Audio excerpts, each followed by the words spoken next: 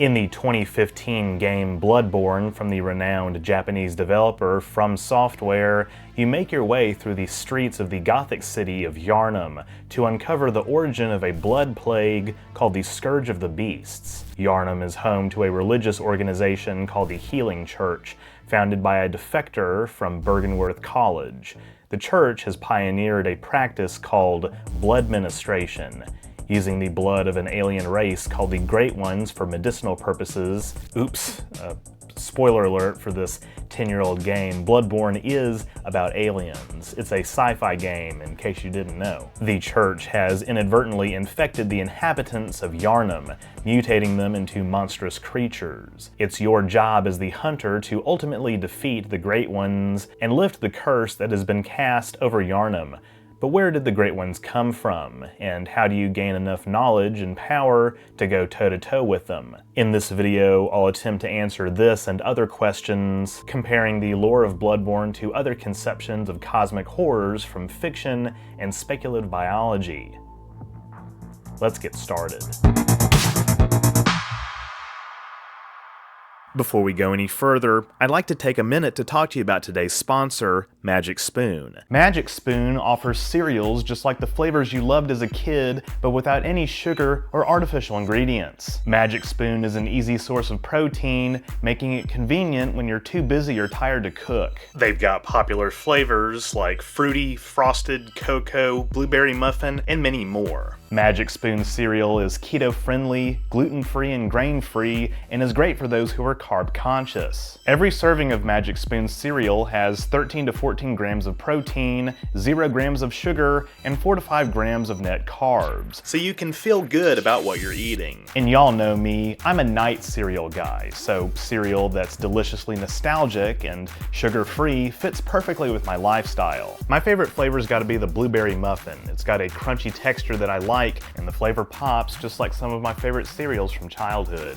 Use my code OrangeRiver or click the link in the description to try Magic Spoon cereal today and get $5 off. You can also find Magic Spoon on Amazon or in your nearest grocery store. And Magic Spoon is so confident in their product that it's backed with a 100% happiness guarantee online. So if you don't like it for any reason, they'll refund your money, no questions asked. So click the link in the description to go to magicspoon.com/OrangeRiver for $5 off. Big thanks to Magic Spoon for sponsoring this video. Now, let's get back to it.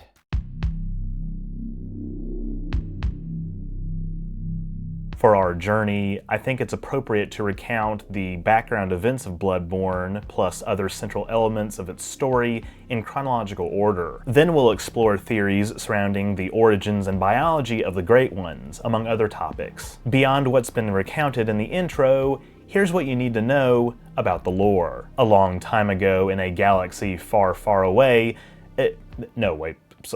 beneath the city of Yharnam in the old labyrinths, we have the first evidence of the Great Ones crossing into our plane of existence. Also called chalice dungeons, these labyrinths are accessible in-game by performing a chalice ritual. The player can explore the subterranean tombs, which were carved out by a race of humanoids called the Thumerians. Also traditional enemies in Bloodborne, Thumerians have pale, grayish skin, permanently expressionless faces, and gaping mouths. Most have tall, thin frames but still possess great strength. They appear undead-like due to having come into contact with the Great Ones and being marked by the Eldritch Truth. You see, the Great Ones as a race are in fact eldritch beings that originate from what could be described as an extra-dimensional realm, an ascended plane, if you will. And the Eldritch Truth is the name given to the arcane knowledge of the true nature of the cosmos. It seems that anyone who is exposed to this truth slowly loses their mind. There's a reason insanity is a recurring motif in Bloodborne. It should be no surprise, of course, that many aspects of the lore surrounding the Great Ones are inspired by the works of H.P. Lovecraft. Specifically, the concept of forbidden knowledge that drives one mad is directly lifted from the Call of Cthulhu. The Chalice dungeons were discovered by scholars of Bergenworth who explored the labyrinths to unearth their secrets. It's here they discovered the Old Blood, or Blood of the Great Ones. The expeditions were ordered by Master Willem, provost of Bergenworth College, and he zealously pursued the elevation of the human mind through insight, a stat in the game that represents the depth of inhuman knowledge. The higher your insight level, the more difficult enemies become as they gain new and more powerful attacks, and the more susceptible you become to frenzy, a status effect that measures how close your character is to madness, a warning that your brain is receiving stimuli it can't process. There's that insanity we were talking about before. However, not everyone shared Willem's goals. One of his highest-ranking pupils, Lawrence, believed it was not insight that was the key to evolving mankind, but the blood itself. Willem and Lawrence had a falling out, and Lawrence went on to found the Healing Church. Lawrence not only closed off access to the academy, but also the entire forest surrounding it, hence the name Forbidden Woods. In classic religious institution fashion, this was done to ensure the church could craft whatever narrative about the blood they wanted and could go uncontested. But despite the legitimate healing properties of blood ministration, misuse of the old blood led to the scourge. As the church continued to lie to the citizens of Yharnam about the blood's true nature, a clandestine organization called the Choir was formed. The Choir met in a district of Yharnam called Upper Cathedral Ward, where only elite members of the church were allowed. And it's here they spoke directly to the Great Ones, lusting for their power and possibly even worshipping them. How much Lawrence knew of the Choir and agreed or disagreed with their goals is unknown. The Great Ones appear to be functionally immortal, although they can be killed. Obviously, they're bosses in the game. This means that they have fallen victim to one of the classic blunders of being immortal, which is if you live long enough, statistically, you'll die in an accident, like being stabbed with a sword. Typical Victorian-era stuff. Their powers often involve teleportation and/or manipulation of energy called arcane that, like other stats, can also be manipulated by human scholars.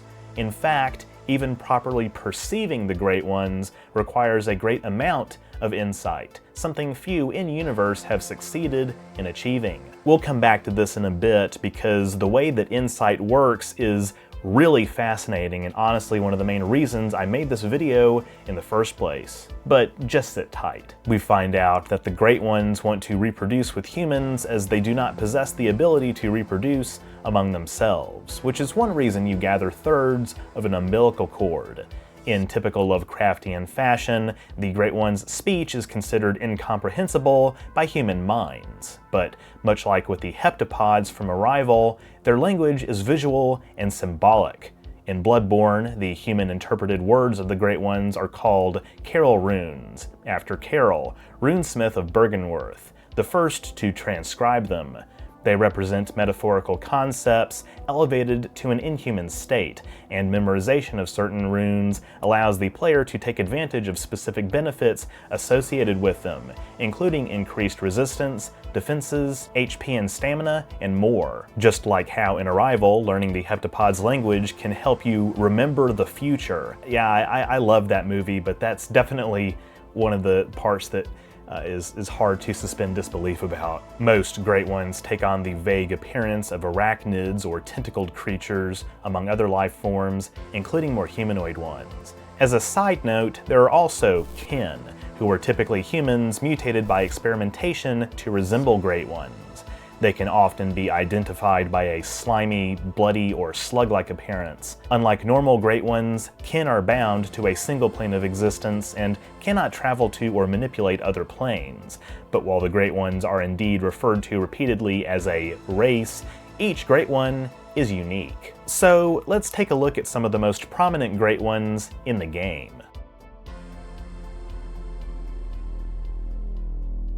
Amygdala is one of the Great Ones that more or less takes on the form of an arachnid. Multiple Amygdala can be seen throughout Yharnam, and they possess 7 arms with 6 clawed fingers on each hand, and an almost stick-like body with a short tail. Its legs are also hunched like a reptile. Their head consists of a roughly almond-shaped organic mass, and it's worth noting that the name Amygdala itself, referring to the region of the human brain, is derived from the Greek amygdala, meaning almond. Yum. This mass contains the brain and is host to dozens of large, lidless yellow eyes, as well as octopus-like tentacles. Very little is known about this being, which is considered one of the lesser Great Ones, although statues with the being's likeness are common throughout Yharnam. Players who come into contact with Amygdala can be inflicted with frenzy and, in some instances, dragged into nightmares. That's another recurring motif in Bloodborne. Many locations are referred to as dreams or nightmares, and the Great Ones and their followers can often manifest in such dream realms. Just another example of the Great One's ability to transcend our normal space-time and harness the power of extra dimensions. Or is it? We'll come back to this as well.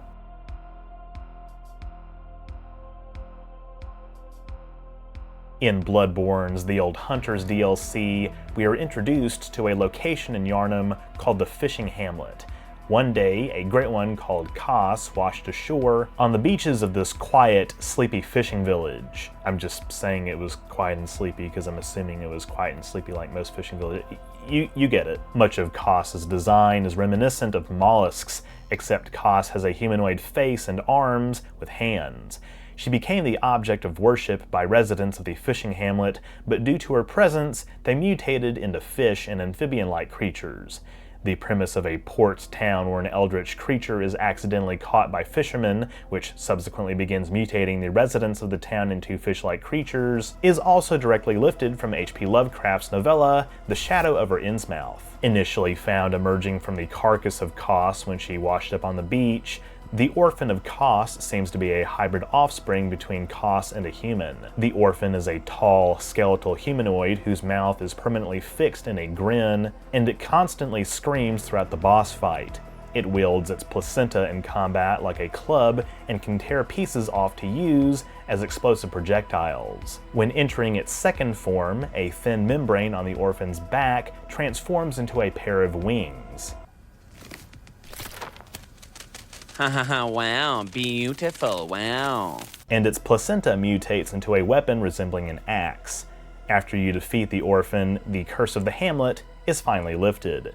It also drops the Kos parasite, which bears resemblance to the Portuguese man o' war, and is also an equipable weapon by the player in the game. When used in tandem with the Milkweed rune, the Kos parasite deals arcane damage and sprouts from the hunter's hands and head, whipping with a tongue-like motion, like frickin' venom. Something else interesting that happens upon defeating the Orphan of Kos is that the text "Nightmare Slain" appears on screen, freeing you, the player, from the hunter's nightmare. And this is only one of 3 times this phrase is seen. Kos is also said to have granted the Great One Ram eyes on the inside. Also known as the vacuous spider, Ram is said to be the one who controls the barrier that prevents humans from seeing the true horrors around them. Despite her name, she more so resembles a large pill bug rather than an arachnid. She has a silverfish-like tail, and plant-like appendages grow from her bulbous body. Her face is covered in eyes, and she is accompanied by creatures called the Children of Ram. Resembling actual spiders, they may be her literal spawn or were created to defend her. There's much debate over Ram's origins, with some referring to her as kin, but given her designation as the vacuous spider, it's possible she represents the spawn of Great Ones who attempt to mate themselves, possibly via asexual reproduction. But the shortcomings of such a being may be part of what drives Great Ones to attempt to reproduce with human women. Supporting evidence for this theory can be found in the form of a corpse of a creature resembling Ram in the Altar of Despair, where another Great One, Ebrietas, daughter of the cosmos, seemingly weeps for what may be her dead child. Ram would have been given eyes on the inside by Kos in an attempt to elevate her mind, but it could only go so far.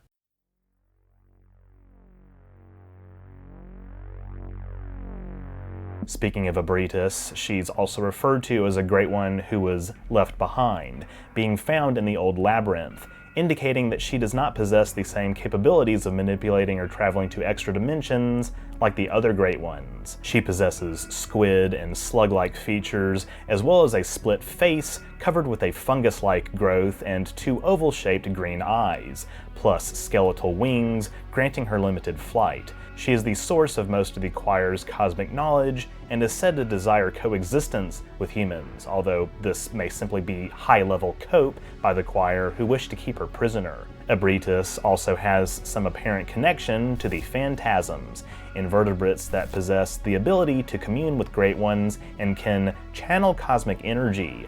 As a matter of fact, phantasms were actually the first alien life to be encountered by the Byrgenwerth scholars when exploring the Chalice dungeons.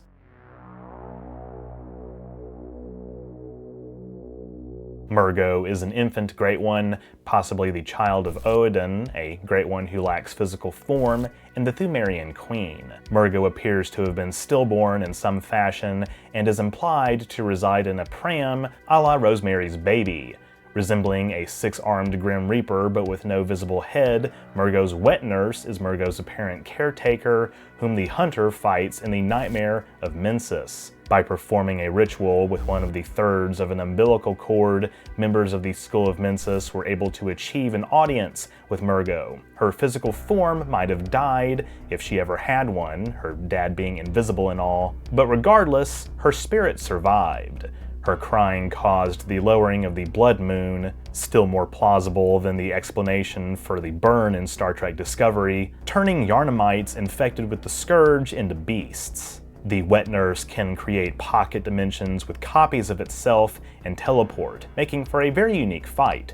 It's theorized that the wet nurse might have been created by Mergo herself as a coping mechanism, similar to the concept of a Boltzmann brain. This thought experiment suggests it is more likely for a consciousness to arise spontaneously with memories of living in our universe than to have evolved normally, an argument from absurdity to test competing theories about the nature of cosmology and how it relates to thermodynamics. As a solution to the quantum measurement problem, that quantum systems have superposition but measurements only yield one result, Boltzmann brains are more likely to arise randomly from quantum vacuum fluctuations and should thus vastly outnumber real human brains. Of course, the consensus among cosmologists is that this statistical quirk is the result of gaps in our understanding of the universe, not that Boltzmann brains actually exist.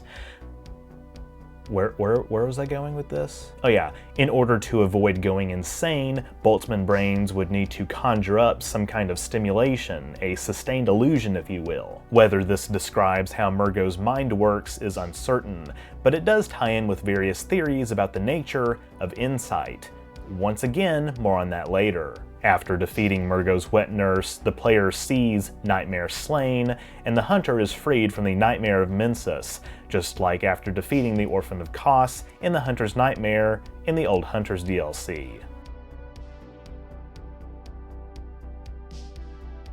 In seeking an audience with Mergo, Mikolash, likely a former Byrgenwerth scholar, as well as the Mensis students, sacrificed their physical bodies to inhabit the Nightmare of Mensis.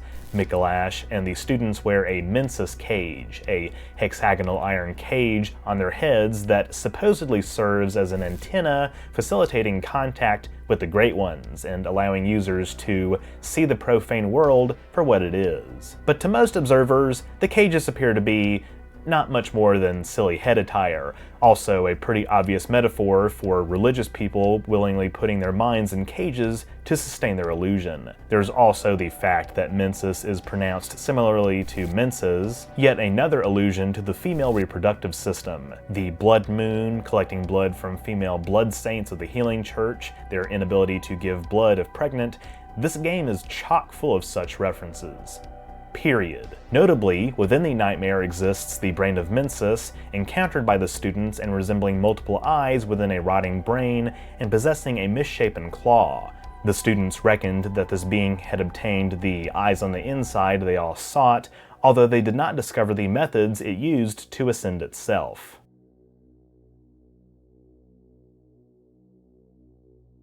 A tentacled beast made of flesh and bone, Moon Presence used the first hunter, Gehrman, as a surrogate child and used his memories to create the hunter's dream, an extra-dimensional recreation of the game's central hub, the hunter's workshop, by consuming all of the umbilical cords, going a step further than even January Jones. The hunter's mind will be elevated to the level of the Great Ones, and Moon Presence will mistake the hunter as an infant Great One. This means the hunter is no longer shackled to the hunter's dream, and defeating Moon Presence results in the final display of Nightmare Slain in Bloodborne. Why Nightmare Slain for Mergo's wet nurse, the orphan of Kos and Moon Presence, and not for Amygdala, Ebrietas, or Rom? Perhaps that's why the latter are considered to be lesser Great Ones. Play your cards right, and after you defeat Moon Presence, you transcend to the next stage of human evolution as seen in the game's good ending, where you actually become an infant Great One.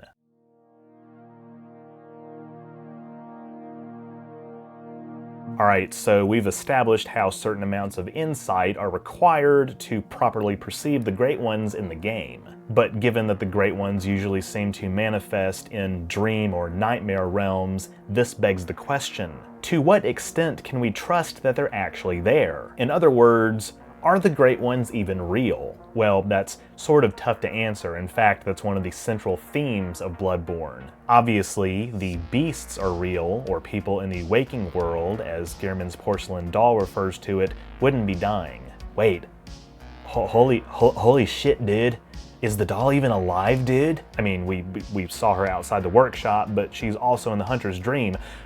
Oh man. Anyway, if the beasts are real, then the old blood must be real. So then the Great Ones must be real. But if you need insight to perceive them, are the eyes on the inside actual literal eyes that help the player perceive reality more clearly and more accurately? I don't know, that sounds like the height of metaphorical language to me. Or is insight the source of the Great Ones, meaning they're a full-on hallucination? If that's the case, why are people turning into beasts, and where did the blood come from? It's a paradox, and that's one of the things that makes Bloodborne lore so fascinating. Okay, we won't get out of here without me giving my own personal take on the dilemma. At the end of the day, I think that there is some kind of alien life present in Yharnam. Otherwise, the Scourge itself wouldn't be happening. So yes, the blood is real. Fear the old blood.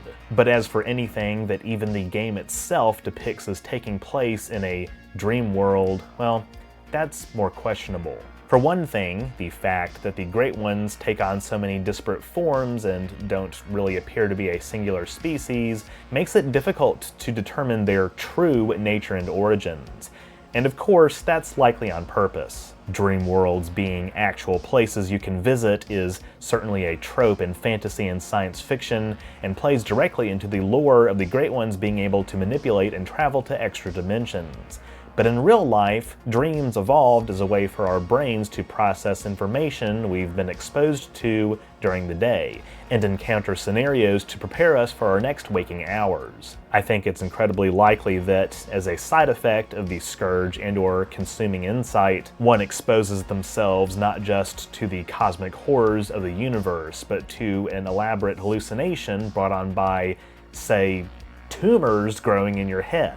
On the other hand, I do like the idea of insight allowing you to uncover literal hidden layers of reality. There's a lot to be said about possibilities involving string theory, including the compactification of extra dimensions inside our normal space-time, that exposure to eldritch truth allows one to unravel, so to speak. The concept of alien beings that cannot be perceived with our traditional senses also frequently pops up in science fiction and even real astrobiology. The eyes on the inside may grant the player a literal extension of their perception beyond the visible light spectrum to perceive beings who possibly exist out of phase with our dimension, like the Davidians from Star Trek The Next Generation's Time's Arrow. Did you really think I was going to go this whole video without making a Star Trek reference? Given that we don't know for sure what aliens would actually look like, it stands to reason that we might not immediately recognize alien life as life at all. Of course, the Great Ones are not just extraterrestrials in the classic sense. They represent a type of, obviously,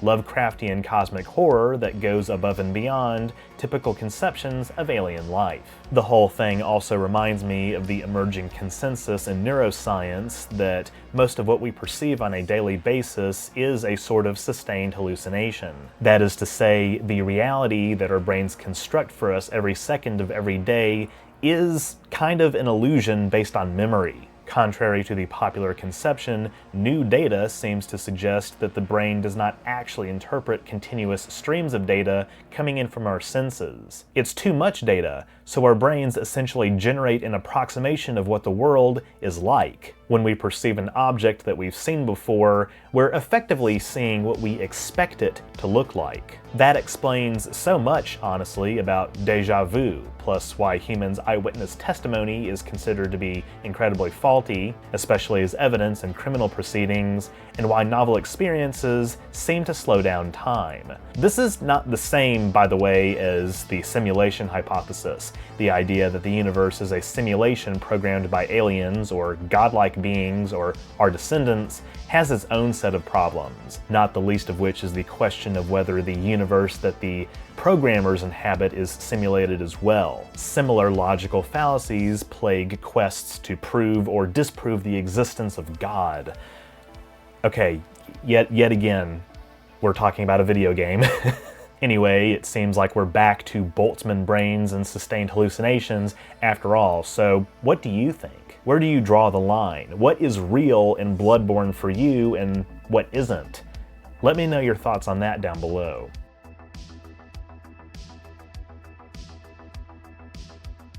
Interestingly, Old Ones is a phrase directly lifted from H.P. Lovecraft's writings.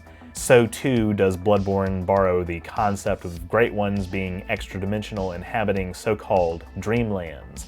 That they exist beyond our dimension and can travel between them honestly begs more questions than it offers answers, but that's part of the draw, that's part of what's so fascinating about them. Are they descendants of an otherwise normal intelligent civilization that evolved on an Earth-like world with an Earth-like biosphere that we could detect with 21st century telescopes and instruments? Or have they always existed outside of time, as it were, like the monsters of Stephen King's Macroverse? The consensus seems to be that they did evolve from lower life forms, but I'm actually interested to hear your thoughts on this matter too in the comments section, along with your favorite other aspects of Bloodborne's lore. The concept of an alien civilization reaching a technological level that allows them to transcend beyond the limits of normal space-time, exceeding the energy requirements of even a Type 3 civilization on the Kardashev scale, is also something I talk about in my video about the Q from Star Trek, which I hope you check out as well. With all of that, thank you all so much for watching. If you enjoyed this video, be sure to leave a thumbs up down below and don't forget to share it. That stuff really helps me out. If you haven't subscribed yet, be sure to do that as well so you won't miss future uploads, and click the bell icon to receive all notifications. If you want to support my work even further, you can become a patron at patreon.com/OrangeRiver, link in the description, or become a YouTube member by clicking the join button on my channel page. I just want to give a quick shout out to all of my donors who allow me to bring on outside talent like editors to make more high quality content for you to enjoy. By becoming a patron or member, you get access to awesome perks like behind-the-scenes photos and videos, patron and member-only polls, name in the credits, merch discounts, and more. Or you can drop a one-time super thanks or PayPal donation. All are appreciated. Links to my PayPal as well as my social media and merch store are in the description too. That's all I have for this week. I'll see you next time.